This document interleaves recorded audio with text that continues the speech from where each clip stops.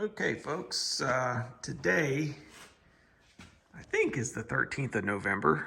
Haven't looked at the calendar in a few days. Sometimes I lose track.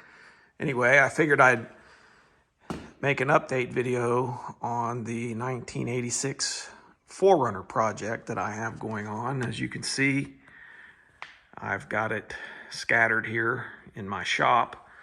Like I mentioned in the first video that it had a body lift on it when I got it, among other ham-fisted options. And so I decided, well, I didn't intend to remove the body from the chassis, but when I got ready to start removing the body lift, I discovered that the body lift had been installed incorrectly, and several of the spacers had punched through the cab and damaged the cab mounts. And so I had to take the body up off the chassis to repair that damage. Both of the front corner cab mounts were damaged, and so were both of the rear corner cab mounts were damaged. And you can see where I welded some big heavy flat washers there to repair that damage. Anyway, while I had it apart, I took the body, moved it out on my driveway, pressure washed the bottom of it. I don't know if you can tell from this video or not, but this thing is in pristine, rust-free condition. I mean, look at these rocker panels, the floor pans. I mean, every part of this truck is just in amazing condition. Another thing I discovered while I had it apart was that the frame was completely packed full of dirt and sand. And like I said earlier in the first video, this thing came from Florida. And so fortunately, it appears that it's never been exposed to northern winter salty roads. And also I suspect that it had been stored inside for a number of years in non-operational status. And so all of that dirt and shit that was inside the frame stayed dry and did not cause any corrosion. I had to cut some holes in the inner frame rails on both sides. Another one on the opposite side here where I'm standing. And you can see here there's been a patch welded over the hole that I cut, but I had to cut those holes so that I could get the frame washed out thoroughly. There was no other way to get that stuff out of there. I did have it rigged to the front end loader on my tractor, and I picked it up in the air as high as I could get it in order to wash all that stuff out through the back here. And I did get it clean, and the inside of the frame is in spectacular condition. Something else I had to do was relocate or locate some replacement spare tire hardware. These two braces and the winch, all that stuff was missing. The previous owners removed all of that stuff because they needed to make room for the cobbled up dual exhaust that they had on this thing.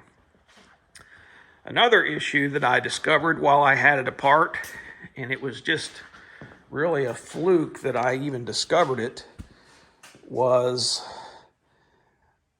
the front differential had a different gear set in it than the rear differential did. I had this thing sitting out in my yard one afternoon, just the chassis, had it moved out of my way, and I decided to check and see what gear ratios that it had, because it seemed to me like I could remember back during these years, some of these trucks had a 430 gear that was available, but I could be mistaken about that. And so I was just curious, and I wanted to see what it had. And so since the front has lockout hubs on it, it was real easy for me to check that gear ratio, and it kept coming back as a 488 gear. And I was confused, because as soon as I figured it was a 488, first thing I did was check the rear end, And sure enough, it was a 410. And so I suspect what happened was, obviously this thing had big tires on it at some point because of the body lift. It probably had 488 gears installed in both axles, and probably the rear end must have failed and tore up that gear, and then somebody just put a stock third member back in the truck and never bothered to change the front, and probably did not use the four-wheel drive after that. So anyway, I had to remove the front differential and tear it all apart and put the correct gear back in it. I located a ring and pinion on eBay, a used one, for $75, and got that fixed. So anyway, it's moving along. I think I've decided I'm going to go ahead and overhaul the 22R. It's not in my shop at the moment. Right now it's down in my shed out of my way, but I think I'm just about at the point where I'm ready to tear that engine apart and overhaul it. It did run okay and seemed to have power, but it smoked a little bit, and so I think I'm just going to overhaul it. I did a refurbish on the fuel tank as well. The fuel tank had about a ½ inch of sand and dirt and all kinds of other garbage in the bottom of it. And it was just a mess. And something else I discovered that somebody did, this is the fuel pump hanger. You see where it's been welded there? Somebody has cut it and shortened it about 3/8 of an inch in order to get the fuel pump up off the bottom of the tank to prevent it from picking up so much trash, rather than remove the tank and clean the trash out of it. I've never seen anything that ham-fisted before in my life, but I guess there's a first for everything. I did remove the tank and pressure washed it out with a pressure washer and some Dawn dish soap, and it is clean as new on the inside now. So that will be fixed. One thing other that I did was located a set of original type stock wheels for it.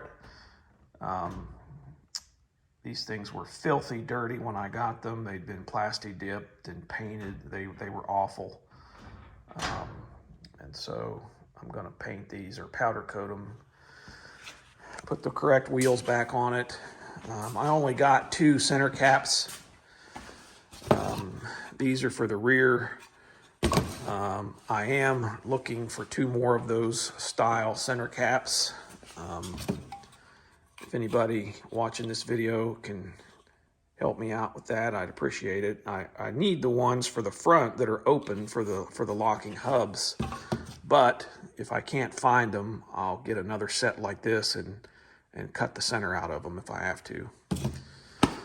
But anyway, that's my update for the 4Runner for now. Thanks for watching.